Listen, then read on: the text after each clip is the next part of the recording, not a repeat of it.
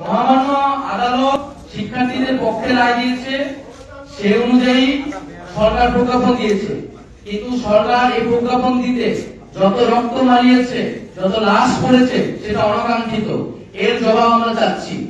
দ্বিতীয়ত, প্রজ্ঞাপনের আগে শিক্ষার্থী এবং অন্যান্য স্টেক হোল্ডারদের সাথে নীতি নির্ধারণী সংলাপ প্রয়োজন ছিল।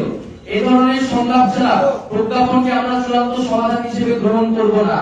তাই আমরা যথাযথ সংলাপের পরিবেশ তৈরি করে এবং সকল স্টেক হোল্ডারদের সমন্বয়ে আমরা একটি নীতি নির্ধারণী সংলাপ চাচ্ছি এবং আমরা কোটা নিয়ে যাতে ভবিষ্যতে কোনো ধরনের সমস্যা না হয় সেজন্য একটি স্বাধীন কমিশন গঠন করার আহ্বান জানাচ্ছি।